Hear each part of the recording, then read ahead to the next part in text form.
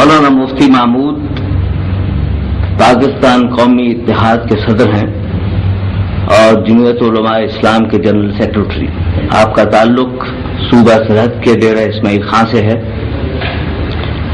تاریخ پیدائش جنوری 1919.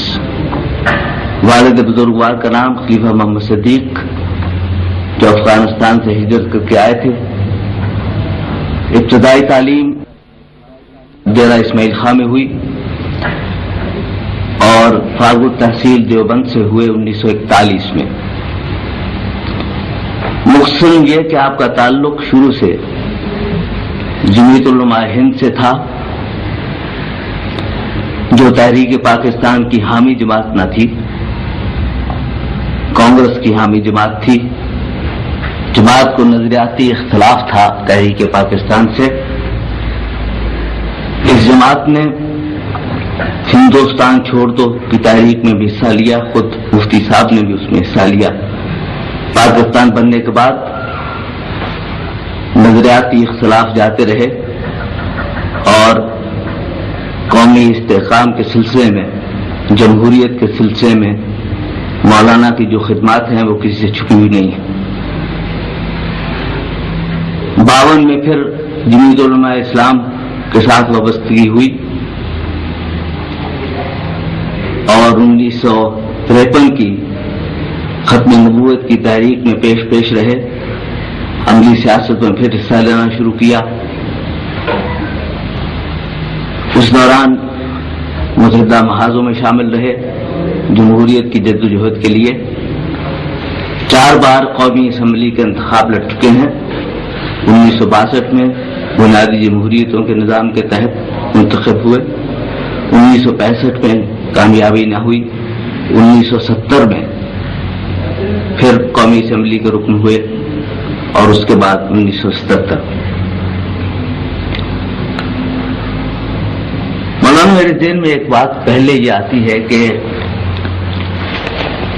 آپ کی وابستگی جمعیت علماء ہند سے تھی، نظریاتی اختلاف تھا مسلم لیگ کی سیاست سے. اس کے بعد آپ نے بڑھ چڑھ کے حصہ لیا ہے نظریاتی استحکام کے سلسلے میں پاکستان بن جانے کے بعد. میرے ذہن میں یہ خیال آیا ہے کہ یہ ذہنی سوچ جو آپ کی بدلی ہے اس کے محرکات کیا تھے؟ یہ در حقیقت پاکستان بننے سے قبل ہمارے ذہن میں ایک خاکہ تھا مسلمانوں کے حقوق کے تحفظ کے لیے. وہ یہ تھا کہ اس وقت ہندوستان کے 13 صوبے تھے. 6 صوبوں میں اکثریت مسلمانوں کی تھی اور 7 میں ہندوؤں کی اکثریت تھی. تو اس طریقے سے ہمارا ایک فارمولہ جب ہند کا فارمولہ مشہور ہے چھپا ہوا اس زمانے کا کہ صوبائی خود مختاری مل جائے اور صوبے مکمل خود مختار ہوں. صرف 3 محکمے مثلا ڈیفنس ہے یا مواصلات ہے اور فارن افیئرز، یہ جو ہے مرکز کے ساتھ ہوں اور باقی صوبے خود مختار ہوں. اس کے ساتھ ساتھ مرکزی پارلیمنٹ میں تناسب نمائندگی کا اس طرح ہو کہ مسلمان قوم اور ہندو یہ دونوں اکثریتی اقوام شمار ہوں گی اور ان کا تناسب جو ہے وہ 45% پارلیمنٹ میں ہوگا اور باقی 10% وہ دوسری اقلیتیں ہوں گی.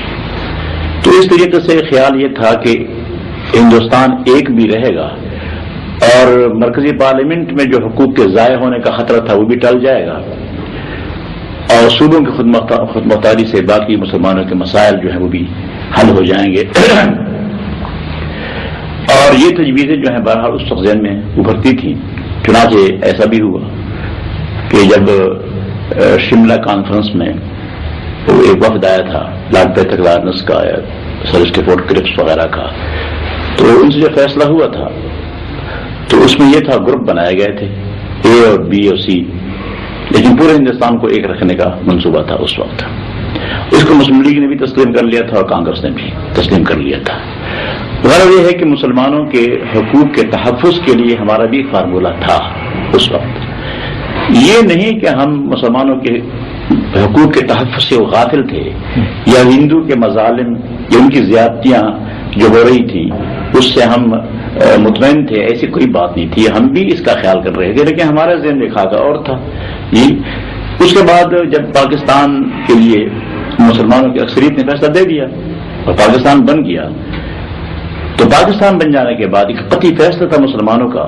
جیسے کہ جمہوری اصول یہ ہیں کہ میجارٹی کا فیصلہ جو ہے وہ لازماً تسلیم کرنا پڑتا ہے، تو ہم نے فیصلہ تسلیم کیا. اور پاکستان بن جانے کے بعد سب سے پہلے ہماری جماعت نے اعلان کیا کہ اب ہم اس کے بعد پاکستان کو تسلیم کرتے ہیں اور پاکستان کے استحکام کے لیے، اس کی ترقی و بقا کے لیے، اس کے نظریے کے لیے ہم جان توڑ کوشش کریں گے. اور اس طریقے سے یعنی مرکزی جمعیت علماء ہند کی طرف سے بھی ہمارے پاس یہ خطوط آئے اور انہوں نے کہا کہ آپ اپنی ثابت پر کام کریں، اور یہ کہا کہ اب پاکستان بن چکا ہے، اب نہ ہم نے اس سے اختلاف کرنا ہے اور نہ تم نے اختلاف کرنا ہے. واضح بھی ہدایت تھی. چنانچہ ہم نے پاکستانی کی حیثیت سے، چونکہ ہماری پیدائش یہاں کی تھی، ہم تو یہاں کے تھے، اپنے ملک کی آزادی کے لیے کوشش کر رہے تھے، تو ہمارا ملک تو یہی تھا جہاں ہم پیدا ہوئے تھے. تو اسے لازماً ہم نے پاکستان کی بقا و سالمیت کے لیے اور اسلامی نظریہ حیات کے لیے جو بنیاد ہے پاکستان بنانے کی، اس کی حمایت کی. اور 31 سال سے اس پر ہم گامزن رہے ہیں اور ہم نے جو خدمت ہم سے ہو سکی وہ حقیقی خدمات پاکستان کے لیے پیش کی. مولانا اسی سلسلے میں میرے ذہن میں ایک سوال پیدا ہوتا ہے کہ پاکستان اسلام کے نام پر بنا اور آپ نے بھی فرمایا کہ آپ نے بھی اسلام کی اس وقت خدمت کر رہے ہیں. سوال یہ پیدا ہوتا ہے کہ اس پاکستان میں نظام اسلام کا معاشی نظام کس طرح سے نافذ کیا جاتا ہے؟ اول تو وہ ہے کیا، اور پھر یہ کہ اس کے کیا نتائج مرتب ہوں گے؟ اصل میں حقیقت یہ ہے کہ پاکستان کے مسلمانوں نے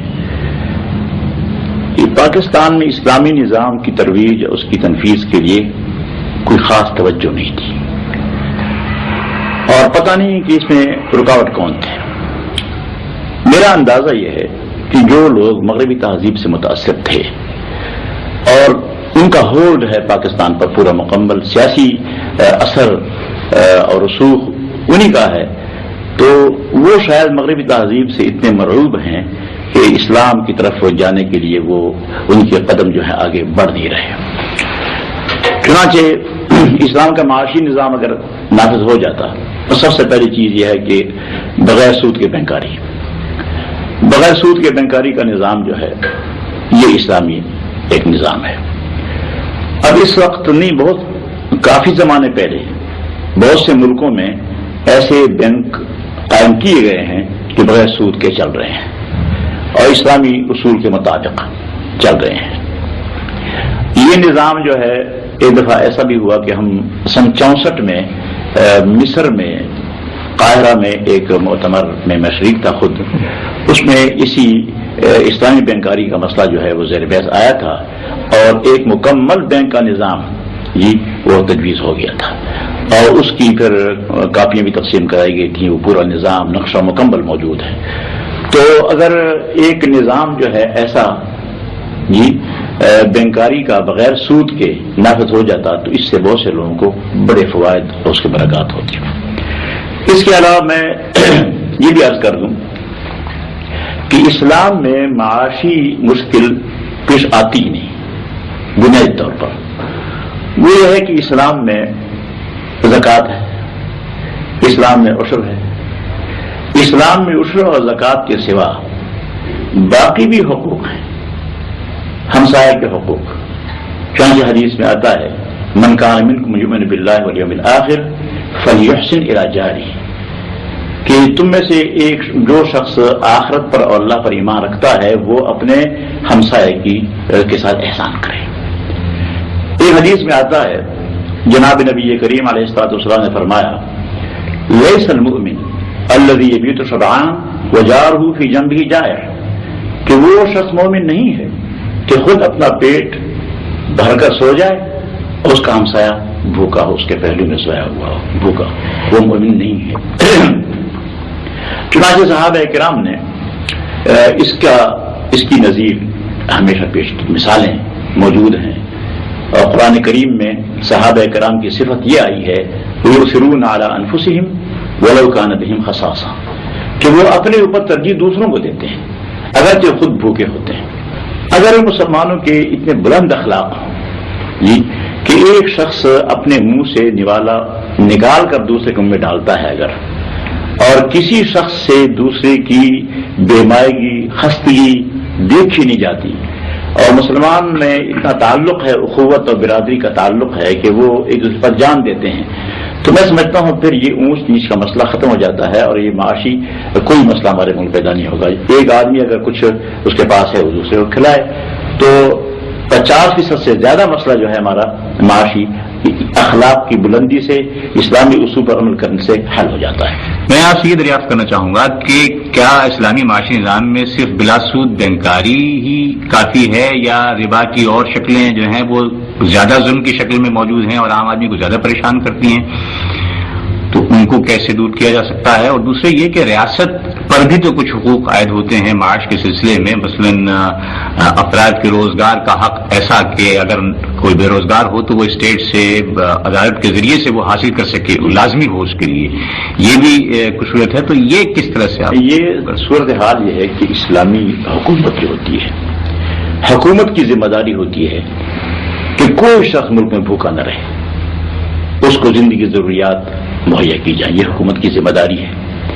چنانچہ آپ کو معلوم ہے کہ تاریخی واقعات ہیں کہ حضرت عمر فاروق رضی اللہ تعالیٰ عنہ نے اپنی دور خلافت میں آٹے کی بوری بیت المال سے اٹھا کر گھروں تک خود پہنچائی ہے، اور آپ نے فرمایا ایک مرتبہ کہ لو مات الکلب جوعا علی شط الفرات لکان عمر مسئولا عنہ یوم القیامہ، کہ اگر دریائے فرات کی حکومت کا فرض ہے کہ لوگوں کی ضروریات کی کفیل ہو، حکومت کے معنی یہ ہیں کہ ضروریات کی کفالت کریں۔ کیا آپ نے آپ ایک قومی اتحاد کے صدر ہیں جو کافی جماعتوں کا ایک اتحاد ہے، اس کے پروگرام میں کوئی ایسی بات شامل ہے کہ آپ اس کو اس طرح سے، آپ نے کچھ اس کی اسٹڈیز کرائی ہیں کہ اس کو آپ کس طرح سے امپلیمنٹ کریں گے، کس طرح اس کو نافذ کریں گے، اور دستور میں اس طرح سے کیا؟ اس میں یہ ہے کہ ہم لوگوں کو جو کاروبار کر سکتے ہیں، جو محنت کر سکتے ہیں، ان کو تو ہم کاروبار مہیا کریں گے لازماً، اور جو لوگ کاروبار کرنے کے اہل نہیں ہیں، اپاہج ہیں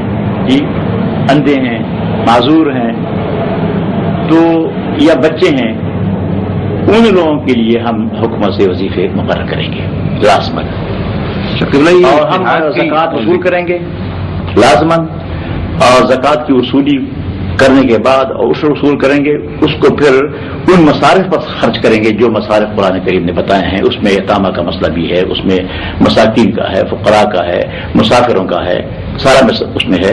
تو میرے خیال میں اگر ہم صحیح معنی میں زکوٰۃ عشر وصول کریں تو ہم مولانا آپ نے اسلام کے معاشی نظام پر تو صحیح حاصل بحث کی ہے، عرض یہ ہے کہ ملک کے کچھ طبقے میں یہ خیال پایا جاتا ہے کہ اسلام میں تعزیرات ہی تعزیرات ہیں، اس سلسلے میں بتائیے کہ اسلام میں تعزیرات کے علاوہ بھی اور کچھ ہے؟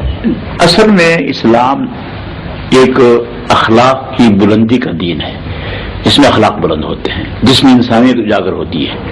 انسانیت کو صحیح معنی میں انسانی شکل میں پیش کرنا یہ ہے اسلام، اور فطری طور پر انسان کی جو فطرت ہوتی ہے وہی دین اسلام ہے۔ تو اسلام معاشیات کے لیے، معاشرتی امور کے لیے، معاملات، اخلاق اور اس سب کا سبق دیتا ہے، لیکن ان سب کی ضرورت ہے کہ اگر کوئی شخص اسلام کے اصول کی خلاف ورزی کرے تو اس کی تعزیر بھی ہونی چاہیے لازماً۔ پھر اس میں دو قسم کے جرائم ہوتے ہیں، ایک معمولی قسم کے جرائم، ایک غیر معمولی۔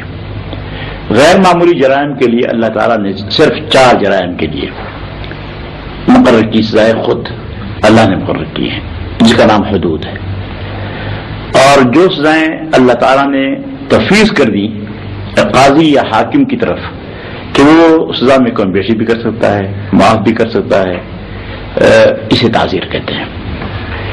اب اسلامی حدود جو ہے یہ ٹھیک ہے کہ چونکہ وہ اللہ کی طرف سے مقرر کردہ سزائیں ہیں، اس میں کوئی ترمیم نہیں ہو سکتی، کم بیشی نہیں ہو سکتی، معاف اس کو کسی کو معاف کرنے کا حق نہیں ہے، لیکن اس میں یہ ہے اسلام کا بنیادی مسئلہ کہ حدود کی سزائیں در حقیقت تخویف، ڈرا دینا، یہ اس کا مقصد ہے یہ مقصد نہیں کہ وہ لازماً نافذ کرا کے ایک آدمی پر وہ سزا جاری کر دی جائے، یہ اسلام کا مزاج نہیں ہے۔ چنانچہ اسلام کا مزاج یہ ہے، حضور نے فرمایا صلی اللہ علیہ وسلم ادرؤوا الحدود ما استطعتم، کہ تم حدود کو ٹالتے رہو، دفع کرتے رہو جتنی تمہاری طاقت ہو، جتنی تمہاری طاقت ہو۔ فقہا کا متفقہ مسئلہ ہے کہ الحدود تندرع بالشبہات، کہ حدود جو ہے وہ مٹ جاتے ہیں شبہات سے، شبہ آ گیا تو حد ختم۔ میں اب اتحاد کے بارے میں پوچھنا چاہ رہا تھا جی فرمائیے کہ اتحاد پاکستان میں بنتے رہے مختلف ضرورتوں کے تحت، سی او پی بنا، اس کے بعد ڈیک بنا، یو ڈی ایف بنا، اس کے بعد پی این اے بنا ہے، تو عام طور سے یہ سمجھا جاتا ہے کہ یہ اس طرح کے جو سیاسی جماعتوں کے اتحاد ہوتے ہیں وہ وقت کی ضرورت کے تحت بنتے ہیں، اور جب وہ ضرورت ختم ہو جاتی ہے تو ان کا ختم ہو جانا ایک فطری بات ہے، کوئی بری بات نہیں ہے اس میں۔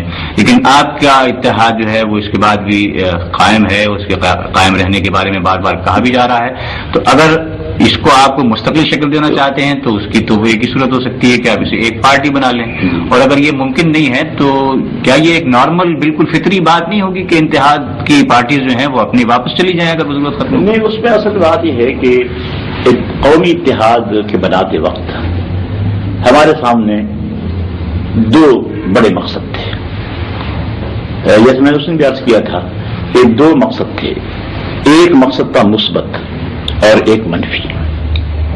منفی مقصد ہمارا وہ یہ تھا کہ ہم اس ظالم حکومت سے نجات حاصل کرانا چاہتے تھے کہ قوم کو اس سے نجات مل جائے، اس کے مظالم انتہا کو پہنچ چکے تھے، اور اس کا مقابلہ جب تک پوری قوم متحدہ ہو کر نہیں کرے گی تو وہ نجات ملنی مشکل ہوگی۔ ایک تو وہ مسئلہ تھا ہمارے سامنے۔ دوسرا مسئلہ یہ تھا کہ ہم فری اور فیئر الیکشن کے ذریعے سے اسلام کے لیے منتخب نمائندوں کے ذریعے سے وہ نظام نافذ کرنے کے لیے مثبت کام کریں۔ دو مقاصد ہمارے پیش نظر تھے۔ چنانچہ اس وقت جب انتخابات ہوئے سن 77 میں، گزشتہ سال، تو انتخابات میں اتنی عظیم دھاندلی ہوئی جس کی شاید جمہوری تاریخ میں آپ نے پڑھا نہیں ہوگا، اور نہ جمہوری دنیا میں سے کوئی مثال مل سکتی ہے۔ اس دھاندلی کے بعد ہم نے اسی دونوں مقاصد کے لیے ایک تحریک شروع کی تاکہ ہم یہ اسمبلی ٹوٹ جائیں اور ان کے ڈیزالو ہونے کے بعد ہم نئے انتخابات کرائیں، اور انتخابات کے ذریعے سے دونوں مقاصد ہمارے پورے ہو جائیں، منفی بھی اور مثبت بھی۔ تو یہ ہمارا مقصد تھا۔ لیکن درمیان میں ایسی بات ہوئی کہ تاریخ چلی اور تاریخ میں لوگ شہید ہوئے، بھٹو صاحب نے وہ مظالم کیے جو قوم پر ایسے کرنے نہیں چاہیے تھے، بہت زیادہ تاریخیں چلتی ہیں، پرانے مظاہرے تھے لیکن انہوں نے اس پر گولی چلائی، لاٹھی چارج کیا، آنسو گیس کی بم اس پر پھینکے، اور اتنا کشت خون ہوا اس ملک میں، اور لوگوں نے بڑی قربانیاں دی، جیلیں ساری بھر دی، جیلوں میں جگہ نہیں تھی۔ آخر اس کے نتیجے میں یہ ہوا کہ ماشاءاللہ لاگو ہو گیا۔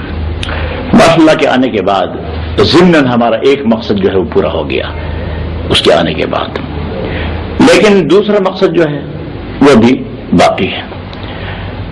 وہ پہلا مقصد جو ہے میں نے کہا ضمن پورا ہوا۔ ضمن اس لیے میں کہتا ہوں کہ پیپل پارٹی جو ہے اس کو ابھی تک ہم نے پوری شکست نہیں دی، بلکہ عام طور پر لوگ سمجھتے ہیں کہ پیپل پارٹی کی طاقت جو ہے پنجاب کے دیہات میں زیادہ ہے، لوگ یہ سمجھتے ہیں۔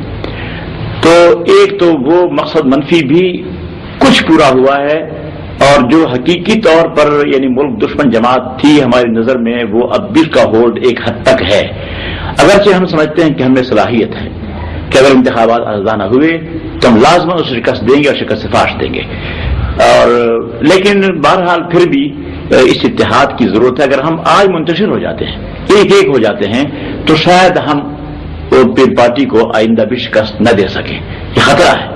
تو وہ مقصد بھی ہمارا اس وقت مکمل ہوگا، منفی مقصد، کہ جب ہم اکٹھے رہیں۔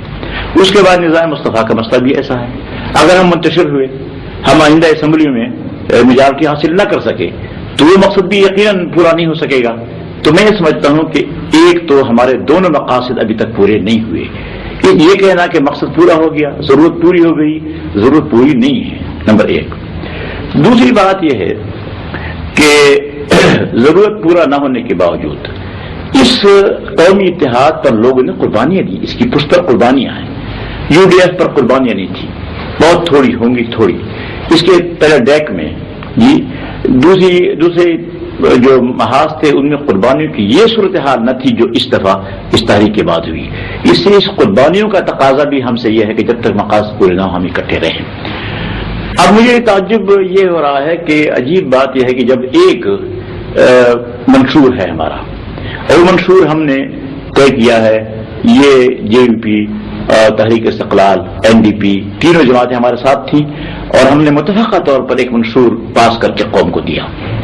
وہ منشور ہمارا موجود ہے. جب منشور ایک ہوتا ہے تو پھر انتخابی مقابلے کا انسان سوچ نہیں سکتا کہ منشور تو میرا اور آپ کا ایک ہے اور پھر انتخابات میں ہم مقابلے بھی کریں. تو یہ تینوں جماعتیں یا تو یہ اعلان کریں کہ ہم نے منشور چھوڑ دیا ہے، ہم ایک نیا منشور تیار کر رہے ہیں، منشور ہم اس سے منحرف ہو گئے ہیں، یہ اعلان کر دیں قوم کے سامنے، پھر ٹھیک ہے وہ نکلیں. اور منشور بھی وہی. اس لیے میں تو سمجھتا ہوں کہ منشور ہمارا ایک ہے، اور پھر دوبارہ اگر رجوع کر لیں، واپس آ جائیں تو ہم قبول کرنے کے لیے تیار ہیں. لیکن اس سے یہ نتیجہ وہ بھی نکال سکتے ہیں کہ صاحب آپ نے روگردانی کر لی ہے منشور سے، آپ یہ نتیجہ نکال سکتے ہیں کہ انہوں نے روگردانی کی ہے. یہ جو آپ چاہتے ہیں کہ وہ اعلان کریں کہ ہم منشور کے ساتھ لا تعلقی کا اظہار کریں، لیکن وہ تو بنیادی باتیں ہیں جن پہ آپ نے اتفاق کیا تھا، اس سے اعلان کیا معنی رکھتا ہے انکار کا؟ نہیں، اس میں یہ ہے کہ میں تو یہ کہتا ہوں کہ ہم نے تو انحراف نہیں کیا. جمہوری اصول کے مطابق فیصلہ میجارٹی کا ہوتا ہے، تو میجارٹی تو ہمارے ساتھ ہے. پھر وہ تین پارٹیاں بھی کوئی ایسا نہیں کہ متفقہ طور پر کسی منصوبے کے تحت الگ ہوئے، ایک جماعت الگ ہوئی از خود، پھر دوسری، پھر تیسری، ان کا بھی آپس میں اتفاق تو ہے نہیں، الگ الگ ہوئے.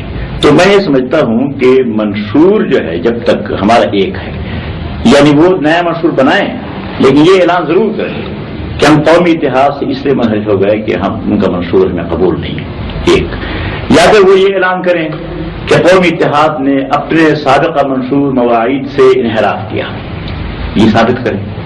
ابھی تو ایسی زبانی باتیں ہیں کہ کہتے ہیں دیکھو وہ نظام مصطفیٰ سے انہوں نے انحراف کر دیا. ان جماعتوں میں سے کئی کو یہ اعتراض ہے کہ آپ نے حکومت میں شمولیت اختیار کی اور اس پہ وہ اصول کی بنیاد پہ اعتراض کرتے ہیں.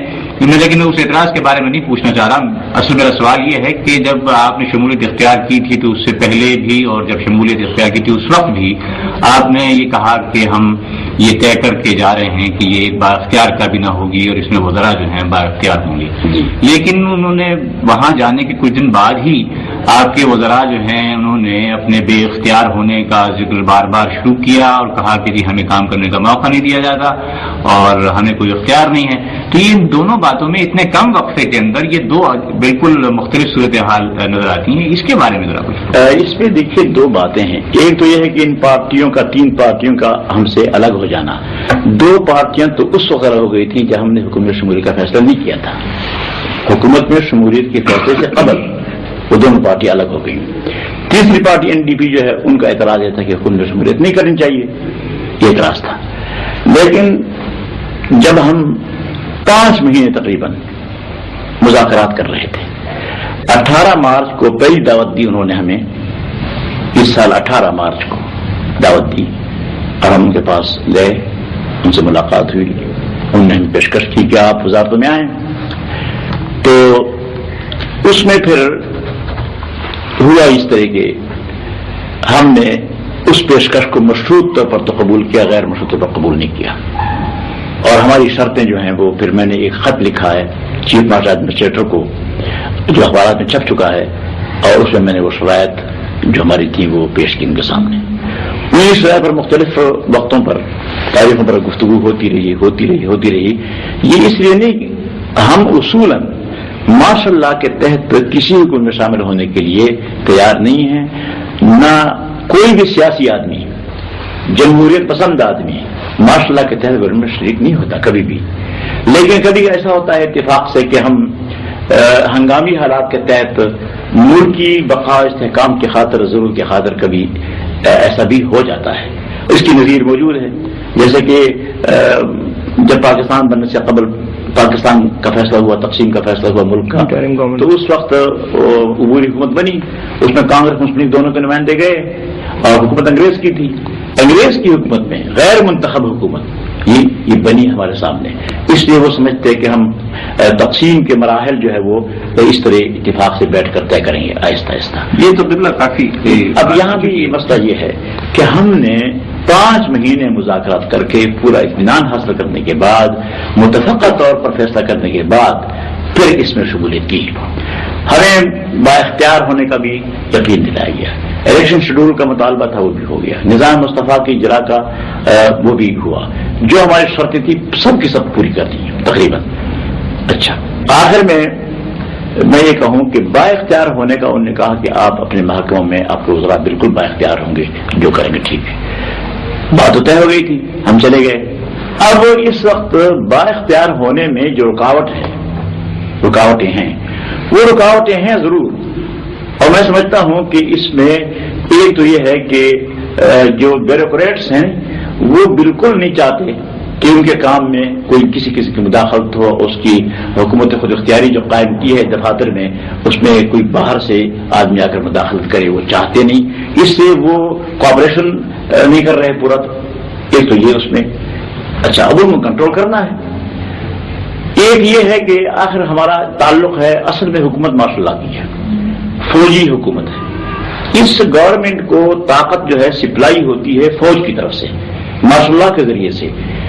انتخابات سے عوام کی طرف سے تو کوئی طاقت سپلائی نہیں ہو رہی جی، تو ماشاء اللہ بھی ہے. تو اس لیے یہ دونوں باتیں جو ہیں ایسی ہیں کہ ان پر ہم نے قابو پانا ہے. میں تھوڑا ہم ایک معاون کی حیثیت سے شریک ہوئے ہیں، یوں سمجھ لیجیے.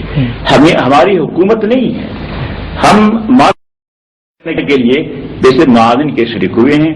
شاید ہم موجودہ حالات کو کچھ بہتر بنا سکیں. اور مجھے یقین ہے کہ تجربہ کامیاب ہو جائے گا.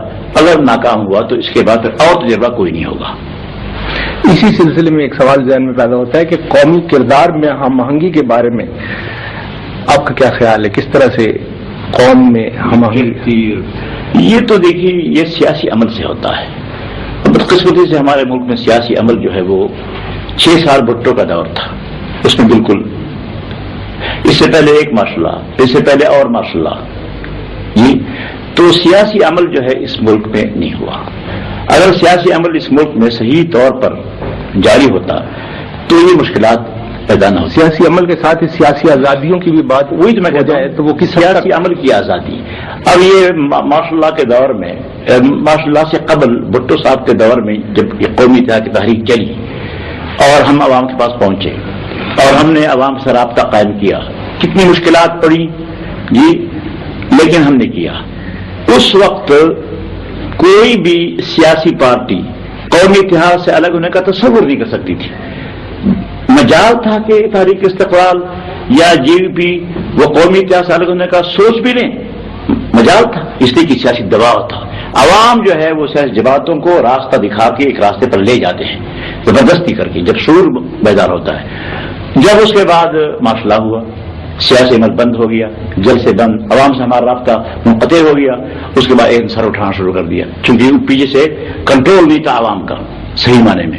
تو جب عوامی کنٹرول نہ ہو، سیاسی عمل نہ ہو ملک میں، سیاسی دباؤ عوام کا نہ ہو، تو جماعتیں اس طرح خود سری کر کے وہ الگ ہو جاتی ہیں اور پھر ہم آئنگی اتحاد قوم میں باقی نہیں رہتا. مطلب ایک بنیادی سوال یہاں پیدا ہوتا ہے. 30 سال میں ہمارے ملک نے تجربات بہت کیے. پارلیمانی نظام بھی آیا ہے، صدارتی نظام بھی آیا ہے، مارشل لا بھی لگے ہیں، پارٹیز بھی بنی ہیں، پارٹیز ٹوٹی بھی ہیں، سیاسی پابندیاں بھی عائد ہوئی ہیں، پھر جاری بھی ہوئی ہیں.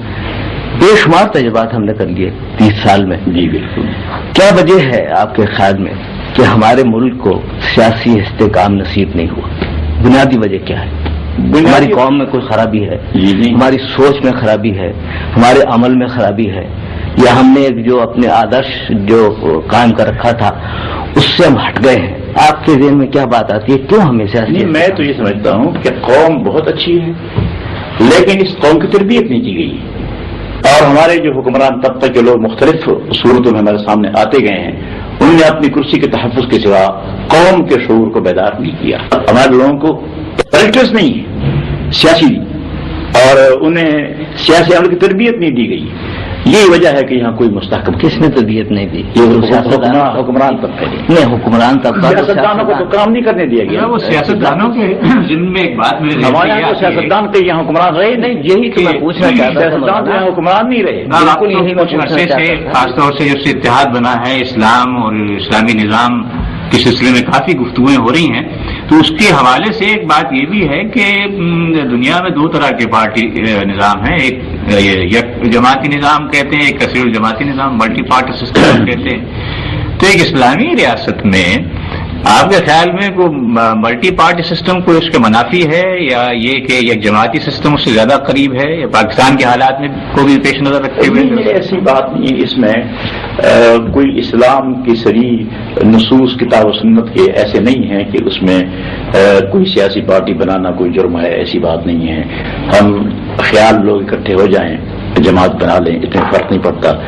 اور پھر اس کے ساتھ ساتھ یہ ہے کہ ون پارٹی گورنمنٹ میں بھی متضاد خیالات ہوتے ہیں. یہ نہیں ہوتا ون پارٹی گورنمنٹ مجبوری سے اس پارٹی کو تو جوائن کر لیتے ہیں، لیکن ذہن کا اتحاد نہیں ہوتا. وہاں بھی لڑائی جھگڑے پارلیمنٹ وغیرہ میں ہوتے رہتے ہیں. تو میں سمجھتا ہوں کہ ہمیں مکمل طور پر اس قوم کو آزادی دینی چاہیے تاکہ وہ آزاد آزادی کی تربیت حاصل کرنے کے بعد یہاں پر صحیح حکومت چلا سکے. مولانا، ان بدلتے ہوئے حالات میں آپ کے خیال میں ملک کی خارجہ پالیسی کی کیا طریقے ہونے چاہیے؟ کس طرح سے اس پہ خارجہ پالیسی جو ہے اس میں سب سے بنیادی مسئلہ وہ یہ ہے کہ مسلمان ملکوں سے ہمارے روابط سب سے زیادہ مستحکم ہونے چاہیے. یہ نظریے کی مملکت ہے ہماری. جب نظریاتی مملکت ہے تو اسلامی نظریے کے حامی جو حکومتیں ہیں ان سے ہمارے تعلقات بالکل برادرانہ ہونے چاہیے، اور ہمیں اجنبیت بالکل ختم کر کے ایک ملت کی حیثیت سے مسائل کو سوچنا ہوگا. یہ بنیادی مسئلہ ایک تو یہ ہے. پھر اس کے بعد یہ ہے کہ ہم نے کسی کے ساتھ بھی لڑائی نہیں لڑنی، غیر جاندار پالیسی پر گامزن ہونا ہے. میں سمجھتا ہوں کہ یہ دفاعی معاہدے جس پہ ہم گرے ہوئے ہیں ان سے ہمیں نکل جانا چاہیے. یہ بڑی طاقتوں کی جو آپس میں چپکلش ہوتی اس میں ہمیں غیر جاندار رہنا چاہیے. مکمل طور پر ہم کسی کا اعلی کار بننے کے لیے تیار نہیں. ہمیں اپنے پاؤں پر کھڑا ہونا چاہیے. اور بہت سے ہم سے چھوٹے چھوٹے ملک، ہم سے زیادہ بے بس ملک، وہ غیر جاندار ہیں اور اس پہ وہ بھی گزارا کرتے ہیں. تو ہمیں اپنے وسائل پر انحصار کر کے یہ بڑی بڑی طاقتوں کے سرمایوں پر انحصار چھوڑ دینا چاہیے اور اپنے پاؤں پر کھڑے ہو کر غربت و افلاس کی صورت میں بھی اپنی آزادی کو برقرار رکھنا چاہیے. مسلمان ملکوں سے اولین تعلقات اور پھر تمام ملکوں کے ساتھ دوستان تعلقات اور غیر جاندار ان بلاکوں میں ہم نے کسی بلاک کی حمایت نہیں کرنی. یہ ہمارا موقف ہے. میں ایک پھر وہی میں ملکی سیاست کی طرف جانا چاہتا ہوں. انتخابات کی بات آپ نے فرمائی کہ وہ مسلسل نہیں ہوئے. جی. تو اب تو ایک ہے آپ کی کمٹمنٹ بھی ہے اور حکومت کی کمٹمنٹ بھی ہے کہ انتخابات تو ہوں گے. تو آپ کے خیال میں اب بھی کوئی امکان ہے یا خدشہ ہے کہ کسی طرح سے کوئی رکاوٹ پیدا ہو انتخابات؟ میرے خیال میں تو نہیں ہے. کوئی نہیں ہے. تو مثبت نتائج کی امید ہے. امید ہے کہ مارچ تک بہرحال یہ ہو جائے گا انشاءاللہ. اسی سلسلے میں ایک سوال پھر وہ لوکل باڈیز کے معاملات کا بھی آتا ہے. جی. تو سوچ یہ ہے کہ لوکل باڈیز کے انتخابات قومی انتخابات سے پہلے ہوں یا بعد میں ہوں، یا اگر بعد میں ہوتے ہیں تو فوری طور پہ لوکل باڈیز کا انتظام کس طرح چلے. کوئی اس میں اس سلسلے میں آپ کی حکومت ہمارا جو قومی اتحاد کا موقف ہے جی یہ بالکل واضح ہے. ہمارا موقف یہ ہے کہ انتخابات اس ملک کے اگر ممکن ہیں، حالات سازگار ہیں، تو سب سے پہلے قومی اسمبلی کا انتخاب کرنا ضروری ہے. اس لیے کہ قومی اسمبلی کا انتخاب ہی انتقال اقتدار کا ذریعہ بن سکتا ہے اور ہم جمہوری کی طرف جا سکتے ہیں. ماشاءاللہ ختم ہو سکتا ہے اور جمہوری کی طرف آ سکتے ہیں. بلدیاتی انتخابات سے تو حکومت تبدیل نہیں ہوتی. وہ تو پھر وہی بات ہوئی. تو بلدیاتی انتخابات اس میں بھی پاکستان کا ہر آدمی ووٹر ہوگا، ہر شہری ووٹر ہوگا. ووٹ اس میں بھی ڈالے جائیں گے. محلے محلے میں لڑائیاں اس میں ہوں گی. یہ قومی اسمبلی انتخاب میں تو حلقے وسیع ہوتے ہیں. نہیں 2 آدمی مثلا مقابلے میں 3 آدمی کھڑے ہیں وہ تو اس میں انٹرسٹڈ ہوں گے، لیکن عوام اتنا زیادہ نہیں ہوتے. اور یہ جو بلدیاتی انتخاب میں جو محلے محلے میں لڑائیاں ہوں گی یہ زیادہ خطرناک ہیں. تو اگر بلدیاتی انتخابات میں ہر شہری ووٹ استعمال کر سکتا ہے پرامن طریقے سے تو قومی اسمبلی کے لیے کیوں نہیں کر سکتا؟ اس لیے اگر ہیں انتخابات تو سب سے پہلے قومی اسمبلی کے وہ لوکل باڈیز کے معاملے پہ کوئی عارضی انتظام آپ کے ذہن میں آتا ہے کہ جب تک انتخاب نہیں ہوتا یہ عارضی انتظام کر لیا؟ ہم اس کو قبول کرتے ہیں. ہم نے قومی اتحاد کی میٹنگ میں فیصلہ کیا تھا کہ ہم لوکل باڈیز کی ضرورت کے تحت عبوری دور میں نامزدگیاں قبول کرتے ہیں، لیکن اس شرط پر کہ صوبائی حکومتیں قائم ہوں. اچھا، صوبائی حکومت اگر قائم ہوں گی، اوپر سیکرٹریٹ جو ہے اس پر ہمارا کنٹرول ہوگا ایک حد تک جی، تو پھر ہم لوکل باڈیز میں بھی کام کر سکیں گے. لیکن صرف لوکل باڈیز میں جی جانے کے بعد جب صوبائی حکومت ہمارے کنٹرول میں بالکل نہیں ہوگی، یہ تو میں سمجھتا ہوں اس کے مفید تاج نہیں ہوں گے. اس لیے صوبائی حکومت کے ساتھ ساتھ ہم اس کو قبول کرتے ہیں، اور صوبائی حکومت اگر نہیں بنتی تو ان نامزدگیوں کو ہم قبول نہیں کرتے. تو پھر لوکل باڈیز جیسی ہیں اسی طرح چلتی رہیں. کوئی انتخاب سے پہلے ادغام کے امکان ہے ان جماعتوں کا جس وقت حکومت؟ اس پر سوچیں گے ہم بڑے سنجیدہ، اور میں تو کہتا ہوں کہ اب بھی ہم ایک جماعت ہیں. دیکھیے یہ کہنا کہ ایک جماعت بن جائیے، ہم کہتے ہیں کہ بڑی اچھی بات ہے، اچھا مشورہ ہے، ہمیں بن جانا چاہیے ایک پارٹی، لیکن فی الواقع ہم ایک پارٹی ہیں. ہم نے فیصلہ کر لیا ہے کہ ہم نے سیاسی کام قومی اتحاد کے پلیٹ فارم سے ہی کرنا ہے. ہم نے اسمبلی کے اندر بھی اور باہر بھی سیاسی کام اسی ایک پلیٹ فارم سے کرنا ہے، یہ طے ہے. اچھا، اور جب انتخابات میں نشان الاٹ ہو رہے تھے تو ہمیں ایک نشان الاٹ کرنے کے لیے پیپل پارٹی نے اعتراض کیا تھا کہ یہ 9 جماعتیں ہیں، ان کو ایک نشان کیوں الاٹ کیا؟ ایک جماعت نہیں ہے. اس پر جو ہے چیف الیکشن کمیشن نے کیس سنا، وکلاء نے بحث کی اس پر، اور آخر میں فیصلہ یہ ہوا کہ یہ ایک جماعت ہے. ہم نے سابق ہمارا دستور ایک، ہمارا منشور ایک، اور ہماری جو ہے انتخاب ہے، صدر اور سیکرٹری وغیرہ یہ سب اکٹھے ہیں، اس لیے ہماری جماعت ایک جماعت ہے. تو میں سمجھتا ہوں کہ چیف الیکشن کمیشن کے فیصلے کے مطابق قومی اتحاد ایک پارٹی ہے، تو ہم تو ایک پارٹی ہیں.